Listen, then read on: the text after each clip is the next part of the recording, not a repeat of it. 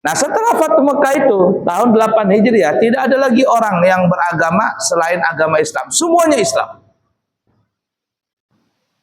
Berhala-berhala dihancurin, semuanya beragama Islam. Nah, setelah Fathul Mekah tadi, maka Nabi kita bersabda dalam hadis riwayat Imam Bukhari, la hijrata ba'dal fathi.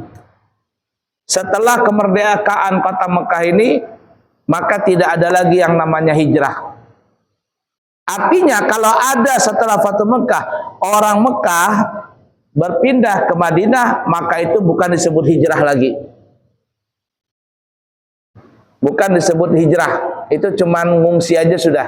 Cuman apa namanya itu? Ya, urban lah bahasa kita zaman sekarang. Tidak lagi disebut hijrah. Walakin jihadun wa niyatun. Tetapi semangat hijrah itu ada. Ditunjukkan dengan apa semangat hijrah itu? Jihad di jalan Allah. Berjuang di jalan Allah. Menegakkan agama Allah di jalan Allah. Bukan berarti perang. Jihad itu bukan hanya berarti perang, tetapi menjaga, mengamankan, menegakkan kalimatullah. Punya tugas masing-masing. Yang orang kaya membela Islam dengan hartanya. Guru-guru membela Islam dengan ilmunya. Anak muda membela Islam dengan belajar agama. Yang tua-tua menjaga Islam dengan banyak berdoa dan menasihati para pemuda. Ibu-ibu menjaga Islam dengan merawat anaknya, mendidik anaknya sebaik-baiknya.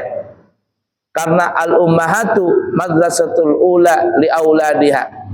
Ibu-ibu itu adalah sekolah yang pertama kali yang dimasuki oleh anak-anaknya. Jadi punya peran masing-masing. Itulah jihad di jalan Allah. Wadiyatun, dan niat-niat yang baik. Kita niat yang baik-baik, maka itu kata Nabi adalah semangat daripada hijrah. Wa idzastanfartum famfiru, dan apabila kalian diajak untuk berjihad, maka segeralah untuk berjihad. Diajak menuju kebaikan, segera datang menuju kebaikan. Diajak untuk salat, maka segeralah untuk salat. Diajak untuk belajar, maka segeralah untuk belajar. Itu yang disebut namanya hijrah. Oleh karena itu kata ulama, hijrah ini secara garis besar terbagi menjadi dua bahagian.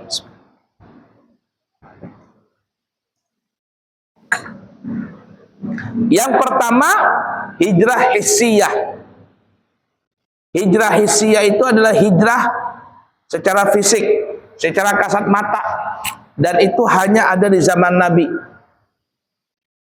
Sampai Fathul Mekah, kemerdekaan kota Mekah di tahun 8 Hijriah. Setelah itu gak ada lagi hijrah hissiyah, hijrah fisik gak ada lagi. Karena sudah semuanya negara-negara banyak orang Islam. Yang kedua, hijrah ma'nawiyah. Hijrah secara makna, abstrak kata orang zaman sekarang. Tidak terlihat secara kasat mata, tapi terasa di dalam hati dan perasaan. Apa itu? Yaitu hijrah menuju kebaikan. Yang dulu tidak baik, sekarang jadi baik.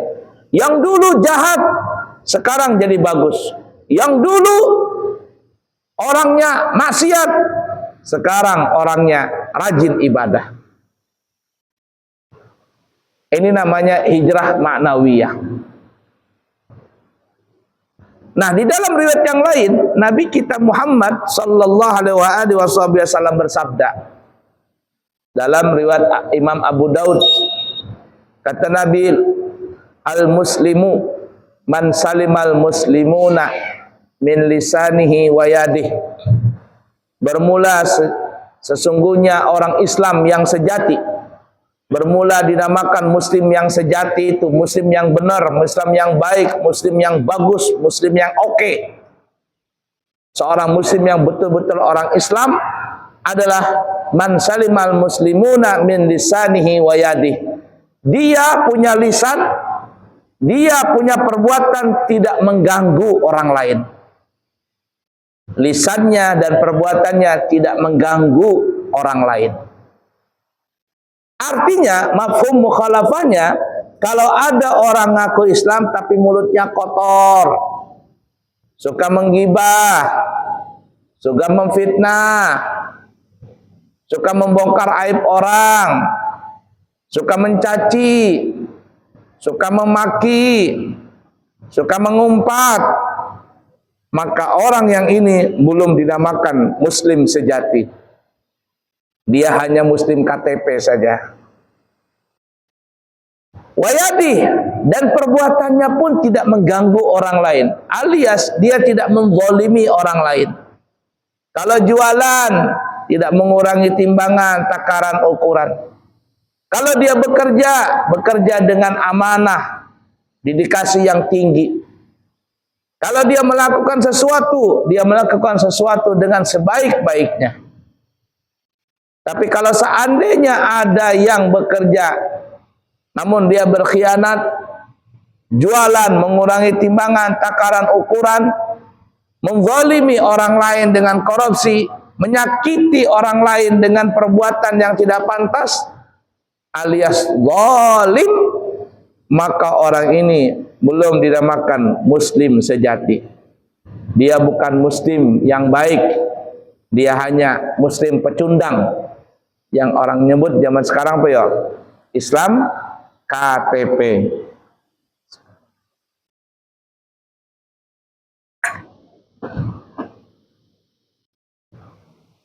Seperti itu tuh. Kemudian kelanjutan hadisnya, wal muhajir man hajara ma nahallahu anhu. Dan orang yang dinamakan berhijrah. Yang dinamakan berhijrah itu kata Nabi adalah orang yang menjaga dirinya dari perbuatan yang dilarang Allah.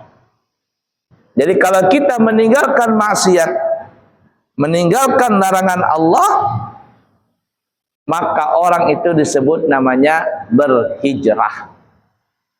Inilah yang disebut namanya hijrah maknawi. Hijrah secara makna atau secara abstrak.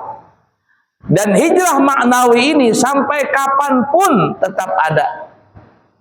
Selama kita masih hidup, hijrah itu masih ada. Hijrah maknawi maksudnya. Selama kiamat belum datang, maka hijrah maknawi itu tetap ada. Kita merubah diri kita yang tidak baik menjadi baik. Maka awalilah hijrah itu dari diri kita. Awalilah hijrah itu dari diri kita dulu. Kalau kita sudah berhijrah, jangan lupa ajak istri kita, anak kita, keluarga kita untuk berhijrah. Hijrah dulu kita.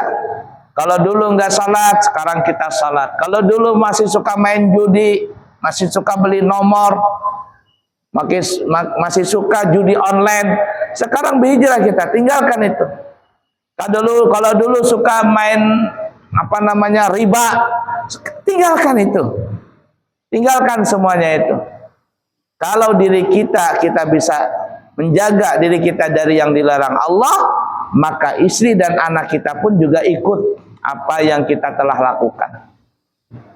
Tapi kalau kita tidak bisa menjaga diri kita dari maksiat tadi, maka jangan berharap besar istri dan anak kita itu dia bisa berhijrah juga. Dia akan nurut kepada suami yang jahat. Kalau suaminya jahat, jangan salahkan istrinya juga jahat. Kalau bapaknya jahat, jangan salahkan anaknya juga jahat. Buah jatuh tak jauh dari pohonnya. Buah mangga berbuah mangga, pohon rambutan berbuah rambutan. Pohon durian pasti berbuah durian juga. Nah, berikan contoh yang baik dari kita. Awali diri kita dulu berhijrah, maka insya Allah keluarga kita juga akan berhijrah.